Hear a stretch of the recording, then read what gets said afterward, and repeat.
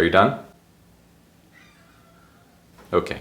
Hi, hello, and welcome back. Guys, I have fed my cat, which means there's only one thing left to do, which is to show you exactly what is the best way to make a sweet potato chip using the air fryer. If you haven't seen last week's video, I'll put a link up here, but pretty much, I got an air fryer, and I opened it.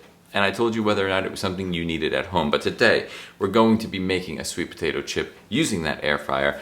But we're going to be testing out all the different methods of making a sweet potato chip according to Thus Internet and figuring out which one works best. So without further ado, let's get into the best sweet potato chip air fried recipe. We begin first with our sweet potatoes, which we're going to clean and peel and then set back on the cutting board because we have to remove the ends. Removing the ends ensures a clean and uniform potato chip.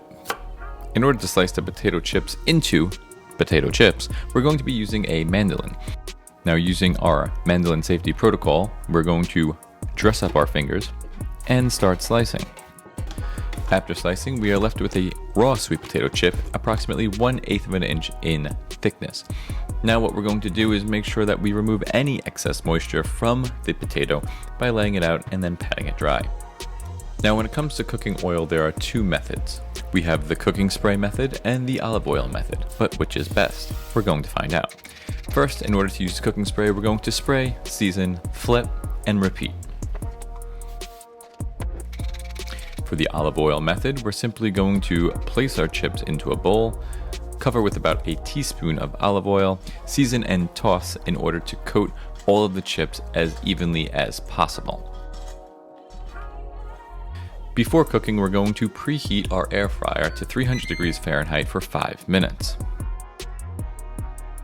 Once our 5 minutes is up, we're going to place our raw potato chips into the air frying basket, making sure that the crisping tray is in place. We're now going to cook for 5 minutes at 300 degrees Fahrenheit. Once our 5 minutes is up, we're going to remove the tray and give the chips a toss. Then place them back in for another 5 minutes at 300 degrees Fahrenheit.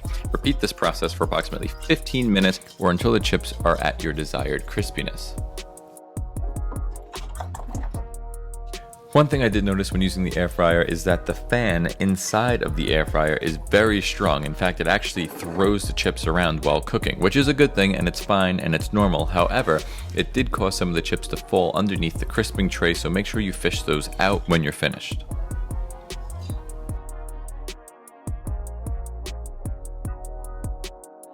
Alright guys, it's time for our first taste testing. We have the first two batches here.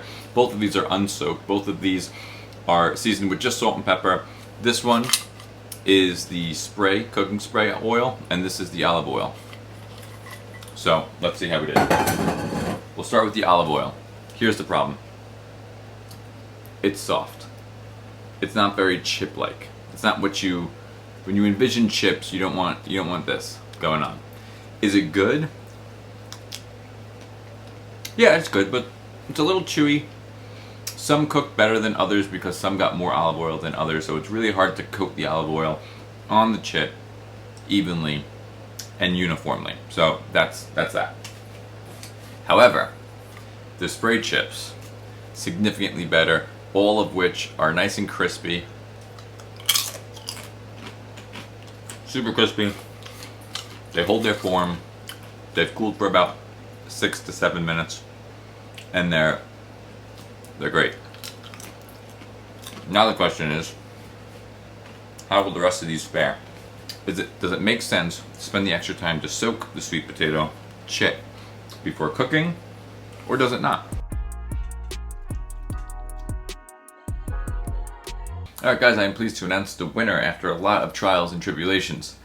This, my friend, is the winning chip. Or at least the winning technique. What we did is cut it on the mandoline in order to make sure that the thickness of each chip was the same. Very important when cooking. Obviously the temperature and the time that it takes to cook is going to be dependent on the size of the chip. Afterwards, we soaked them in cold water.